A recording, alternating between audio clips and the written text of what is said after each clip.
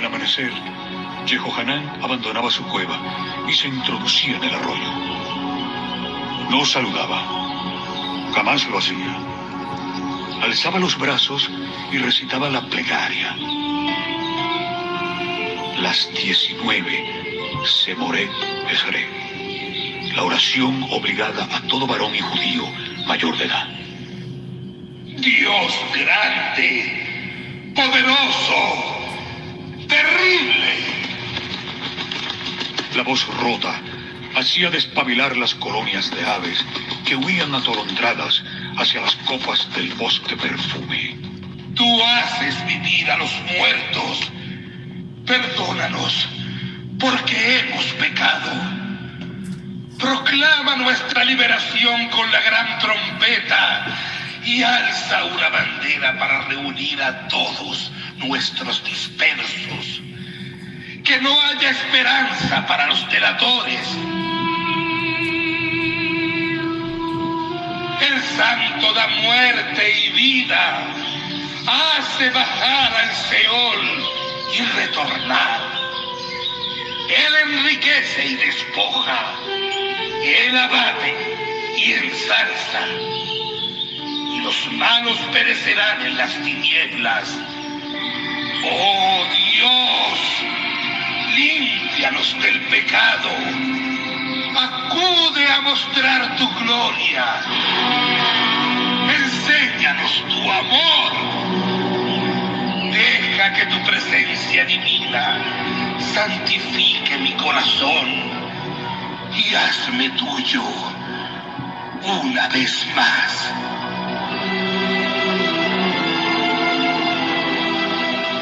Aquella fue una de las pocas veces que oí la palabra amor en sus labios. Así rezaba Yehohanán. Su actitud y disposición hacia Yahvé, siempre cruel y vengativo, no guardaban relación alguna con las que nos había enseñado el Maestro.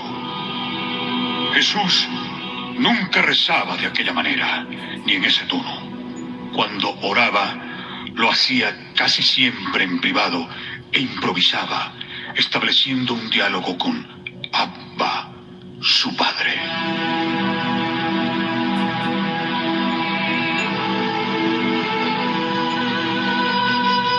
La oración debe ser una manifestación íntima. Es un parpadeo del espíritu que solo Dios entiende.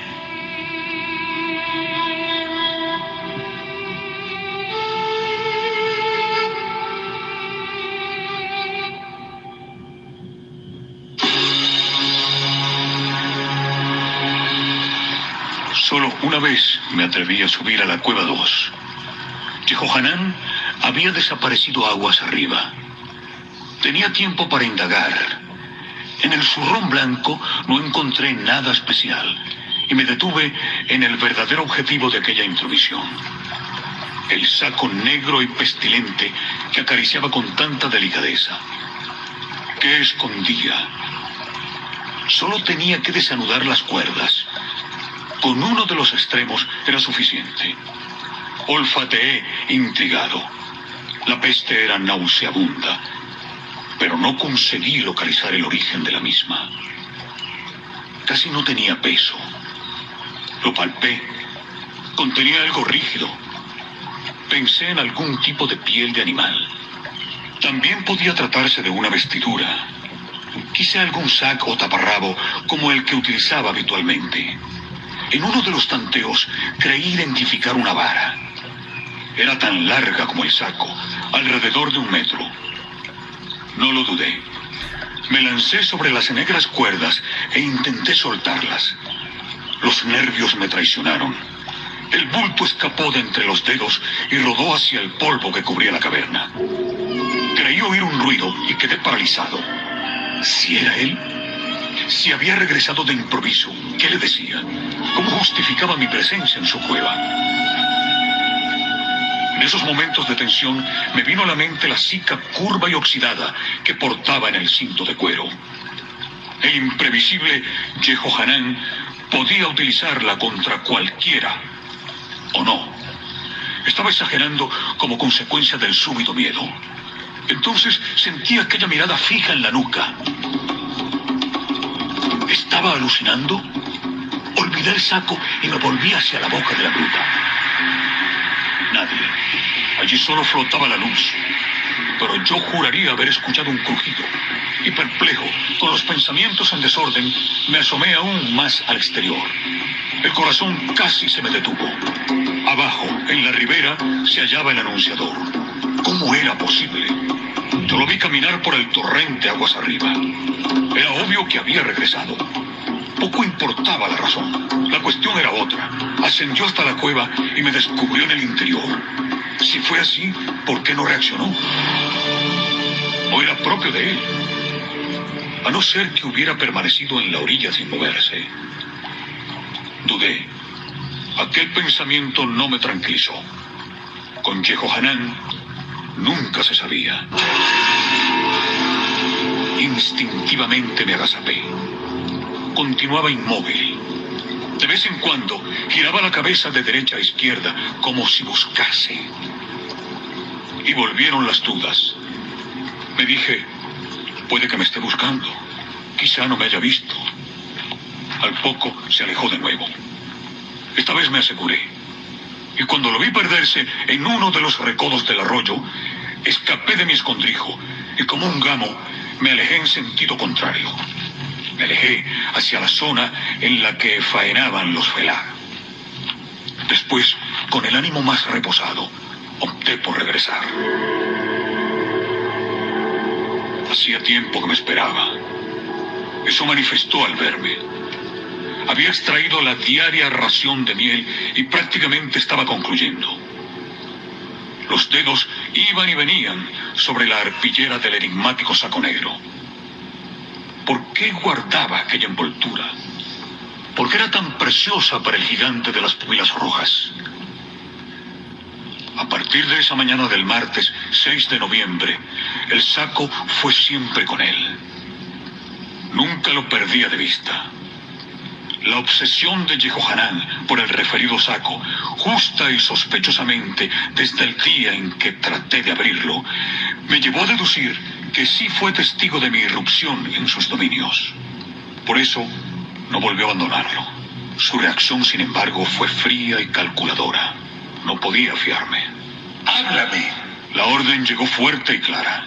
Era la palabra clave. Era el momento en el que me aventuraba en el mundo de las abejas. Yo hablaba y él escuchaba. Por mi parte, me limité a esbozar una serie de detalles que lo fascinaron y que, en mi opinión, no alteraron excesivamente sus conocimientos. Un saber no tan limitado, a decir verdad. Con la llegada de la noche, ambos nos retirábamos a la soledad de nuestras respectivas cuevas. Así fue hasta aquel trágico viernes 9 de noviembre del año 25 de nuestra era. ¿Trágico? Quizá fue peor que eso. Empecé por lo primero que me vino al pensamiento. Le hablé de los ojos de Débora, la abeja. Ellos conocían sobradamente la distinción entre la reina, las miles de obreras y los cientos de Pérez, como llamaban a los zánganos. Yehohanan estaba interesado. Me dejó hablar. Me disponía a cambiar de asunto cuando el anunciador intervino y proclamó sus muy particulares conclusiones. Así es el santo, bendito sea su nombre. Forma 400.000 mundos. 13.000 veces 10.000 mundos nacen en la cabeza del santo. Y de esta cabeza brota el rocío, como está escrito. Pues mi cabeza se llenó de rocío, y ese rocío es luz, la que proviene del blanco del ojo del santo. Invocaba el cantar de los cantares. Su humor era nulo, pero no su memoria. Para Yehohanan, el santo, Yahvé tenía diferentes rostros. Era varón, naturalmente. Cuando marchaba al frente de los ejércitos, era Sebaot. Nadie podía mirarlo. Sus ojos arrojaban fuego. La ira era su barba flotando al viento. Según mis hechos, me llamo El Shaddai. A veces Sebaot, a veces Elohim y a veces Yahvé. Cuando juzgo a las criaturas me llamo Elohim. Cuando olvido los pecados de los hombres, El Shaddai. Y cuando me apiado de mi mundo me llamo Yahvé. Pues es misericordioso, tal como está escrito. Yahvé, Dios clemente. Para el anunciador, el santo era un anciano que se dolía permanentemente por las miserias humanas.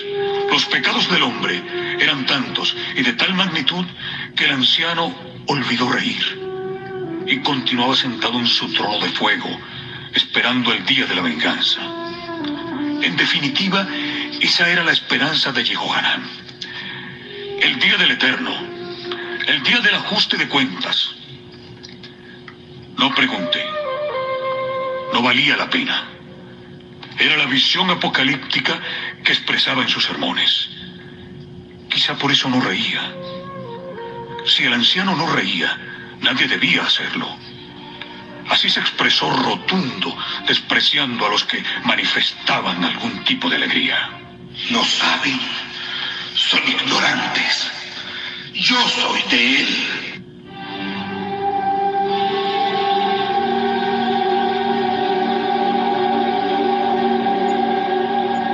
Mostró la palma de la mano izquierda y me enseñó la cicatriz, la señal que lo acreditaba como consagrado a Dios, suyo, yo del Eterno. Qué enorme distancia a la hora de concebir a Dios. Para el maestro, el santo era Abba, más que un padre. Jesús lo llamaba papá. Era el amor incondicional por encima de cualquier otro atributo. Era un amigo.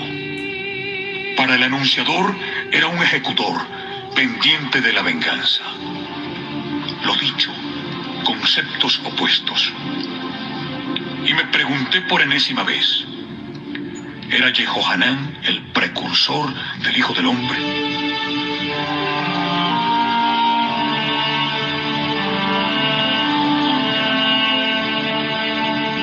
En otra de las conversaciones a orillas del Firán, surgió el tema de la mujer. Todo un problema para Jehohanán. El asunto arrancó por casualidad, cuando al proseguir mis enseñanzas sobre las abejas, mencioné a los zánganos.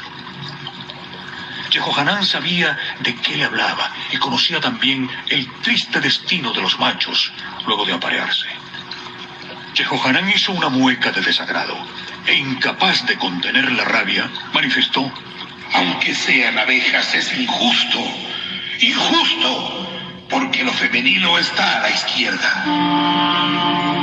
Debió percibir mi sorpresa y se vació. Su tono era áspero y cargado de resentimiento. Expresó lo que sentía por las mujeres. El anunciador jamás les dirigía la palabra. Las miraba con indiferencia, o lo que era más habitual, ni siquiera las miraba. Y al escucharlo, experimenté de nuevo aquella profunda tristeza. Jehohanán no era normal. ¿A qué se debía su aversión al sexo femenino?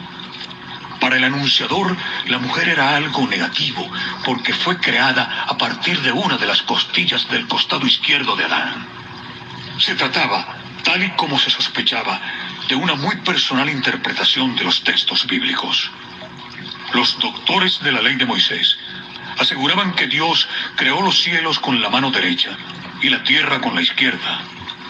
Así aparece en el Génesis y fue escrito por el profeta Isaías 48:13. Mi mano, suponían que la izquierda, cimentó la tierra y mi diestra desplegó los cielos.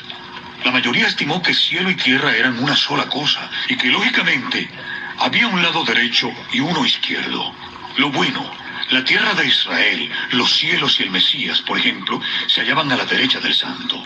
Lo malo estaba a la izquierda, o tenía origen en ella. Un principio, por cierto, que todavía perdura en nuestro ahora. El anunciador elaboró su propia versión, dando por hecho que el Génesis situaba a la mujer en un plano inferior, en el territorio de lo negativo, en el que se hallaban los impíos, el infierno y los tibios. El Génesis no especifica si la costilla fue extraída del lado izquierdo o derecho. Es más, para algunos expertos en las Sagradas Escrituras, esa teoría de Yehohanán hubiera sido motivo de risa y de condena. Uno de los sueños del anunciador, por lo que deduje en aquellas conversaciones íntimas, consistía en crear un grupo de 30 justos, sus discípulos, que formarían el Estado Mayor del nuevo reino y prepararían la llegada del Mesías. Casi lo había logrado, a juzgar por el grupo que lo acompañaba permanentemente, todos varones. Aquel era otro concepto de Yehohanán, diametralmente opuesto al del maestro, a quien supuestamente debía abrir camino. Jesús de Nazaret elevó a la mujer a la altura del varón, ganándose con ello la crítica general. Aunque no todos eran tan agresivos y radicales con el sexo femenino, la sociedad judía evaluaba a las mujeres como un bien menor al que convenía acostumbrarse. Era una sociedad machista, permitida y alentada por el propio Dios del Sinaí, suponiendo que Yahvé fuera Dios. Este era el pensamiento de Yehohanán. No conviene olvidarlo. Él notó mi desagrado y se apresuró a justificarse. Esto solo es revelado a los santos, a los que hemos sido autorizados a caminar por los senderos del Eterno. Bendito sea. Solo los santos caminan sin desviarse a derecha o izquierda. Como está escrito, los caminos del Señor son del todo rectos. Por ellos van los justos, pero los impíos resbalarán en ellos. La cita era del profeta Oseas, pero el anunciador, supongo que conscientemente, modificó una de las palabras, alterando parte del sentido, de acuerdo con su criterio. En el auténtico versículo 10 del capítulo 14, no se menciona a los impíos, sino a los malvados, que es muy diferente. Impíos, para Yehohanán, eran los no judíos, e insistió total y absolutamente convencido. Yo soy santo, Esrim. Ellos lo saben. Ellos me tratan como tal. Otra vez ellos. ¿De quién hablaba? No sé cómo no me contuve. Sentí una rabia sorda y subterránea. Quizá fue el recuerdo de Ruth. Ella no era inferior, y mucho menos perversa. Era quien llenaba mi vida, aunque fuera un amor imposible. Mi querida Match. Y lo ataqué sin piedad.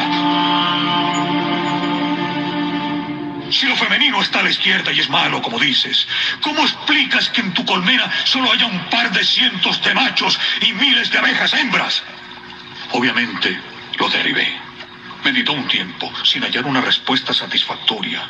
Entonces, irritado, torció el gesto y me maldijo con aquellos ojos perturbadores. Había vuelto a equivocarme. No convenía desafiarlo. Se levantó e hizo algo que resultaría providencial a la hora de afinar el diagnóstico. Se deshizo del sac y del ancho cinto de cuero y saltó sobre las aguas. Era la primera vez que lo veía desnudo. No sabía nadar.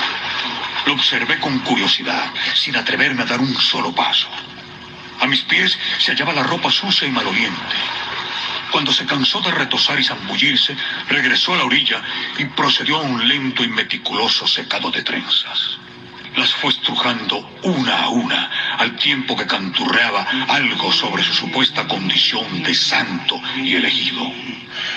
Yo de él, yo suyo. Fue instintivo y natural. Me fijé en los órganos genitales. Al principio me sorprendió. Después, luego de verificar, una luz me iluminó y creí entender parte de su misoginia. La repulsa por las mujeres no obedecía únicamente a las razones bíblicas, más o menos discutibles. No había duda. Pude contemplarlo largo rato y desde diferentes ángulos. Yehohanán padecía una criptorquidia bilateral, es decir, la ausencia de ambos testículos. Esta situación explicaba el rechazo de Jehohanán hacia el sexo femenino, su frustración personal y el recelo, casi odio, que experimentaba hacia los sacerdotes del Templo de Jerusalén. La normativa judía era muy estricta en lo que a la selección de los sacerdotes se refiere. Los candidatos eran investigados minuciosamente. Jehohanán, como hijo de sacerdote, tenía derecho a heredar dicha profesión. Su gran altura, así como las restantes características del rostro, y con seguridad la criptorquidia bilateral, lo eliminaron de inmediato. Zacarías, su padre, no pudo consagrarlo a Dios como hubiera deseado, y se consoló con la condición de Nazir, otra forma de consagración al Eterno. Era comprensible, por tanto, que un hombre se sintiera frustrado si carecía de uno o dos de los testículos. Para la sociedad, si llegaba a saberlo, ese hombre perdía muchos de sus derechos. Jehohanán lo sabía, y por lo que aprecié, jamás se desnudaba en público. Yo tuve suerte, o fue el destino. Para el anunciador, como para otros grupos extremistas judíos, el sometimiento de la sagrada tierra de Israel a los pueblos extraños que encarnaba Roma nacía de los pecados. Eran tantos, tan inicuos y tan antiguos, que provocó un hecho singular nunca visto en la historia de Israel. La maldad de los propios judíos puso en fuga, según sus palabras, a la Shekinah, la presencia divina que residía en el Santísimo Templo.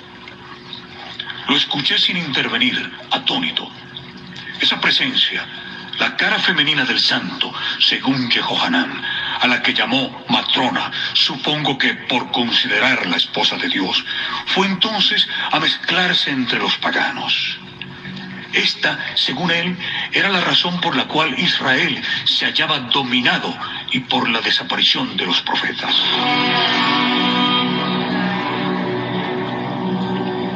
Al desequilibrio había que sumar la contradicción. Si odiaba a las mujeres, ¿por qué concedía una parte de femineidad al santo? Además de matrona, la llamó Calá, novia, y también Malca, reina. A no ser que la idea se me antojó absurda y la rechacé. Fue por esto por lo que el anunciador, por amarrar los falsos dioses con incienso, por lo que fue expulsada Shekinah y ahora rodaba sin rumbo en la oscuridad del paganismo. Ellos me han encomendado la preparación. Pronto te será develado. Tú serás uno de los justos, los que abrirán el camino al Mesías en la recuperación de la Shekinah. Dios mío, la recuperación de la Shekinah. Era este el secreto que quería mostrarme. Tenía que hallar el momento y el valor para esclarecer el asunto. ¿De dónde obtenía Jehohanán aquellas informaciones? ¿Eran consecuencia de su locura o había algo más o alguien más? Y la intuición me trasladó a la colonia de los Nazir, en la aldea de Engedi, en el Mar Muerto, donde el anunciador pasó parte de su vida. ¿Fueron ellos quienes lo iniciaron en estos misterios? ¿Por qué Jehohanán no hablaba abiertamente? Ellos. Yo conozco al Mesías. Yo lo he visto. Ellos me lo mostraron. El Mesías es rubio, de bellos ojos y agradable presencia. Me confundió. Jesús no era rubio. Sus ojos eran espectaculares, sí, y también su presencia, pero los cabellos eran de color caramelo, acastañados. Su cabeza está engalanada con 7 coronas de oro y sus cabellos recogidos en 7 trenzas. De la sorpresa pasé a la sospecha. ¿Estaba hablando de sí mismo? Rubio y con 7 trenzas. Quizás su desequilibrio era mayor de lo que imaginaba. Y su olor, el olor de mi hijo, es como la fragancia de un campo bendecido por el santo, bendito sea.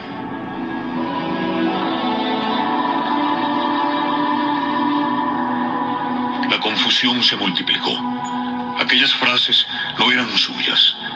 La última era del Génesis 27:27, y las primeras sobre el Mesías fueron proclamadas por Samuel, y no describía al futuro Mesías, sino al que llegaría a ser el rey David. Y tampoco escribió que fuera rubio, sino rubicundo, rubio rojizo, como reza el primer libro de Samuel. Y lo interrogué buscando una aclaración, pero Jehohanán no admitía determinadas preguntas, solo las que le convenían. No respondió. Permaneció ausente, con la vista en la corriente del Firán. Después, ante mi desolación, exclamó: ¡Háblame!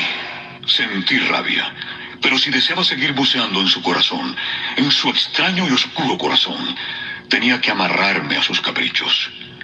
No tuve alternativa y proseguí con las explicaciones sobre las abejas. Nunca había seguido el rastro de las abejas. Por eso quedó desconcertado cuando le ofrecí algunos datos. Y su voluntad quedó rendida cuando me extendí en el capítulo de las comunicaciones entre ellas. Abrió los ojos atónito y preguntó sin cesar: ¿Hablan con las antenas? ¿Bailan? ¿Bailan en círculo para indicar a sus compañeras que han encontrado flores? En círculo, como la sequía. No capté la intencionalidad de aquel pensamiento en voz alta, pero aproveché el giro de la conversación y le hice regresar al Mesías rubio con los cabellos en la sien y 7 trenzas, así como al olor a campo bendecido. A decir verdad, en aquellas fechas, noviembre del año 25, el anunciador se debatía en un mar de dudas. ¿Era el libertador de Israel? ¿Tenía que esperar a Jesús? ¿Por qué los rasgos de su primo no se ajustaban a los textos proféticos? Entusiasmado, mencionó algo que tampoco incluía en sus sermones, o al menos no tuve la oportunidad de oír. Cuando llegase la hora, todos, incluyéndome a mí, emprenderíamos la búsqueda de la presencia divina. Iniciaríamos la caza y captura. Así lo expresó en la Sequiná. Era sencillo. La Sequiná es circular y se distingue por su luz y por las letras Lamed y Bet.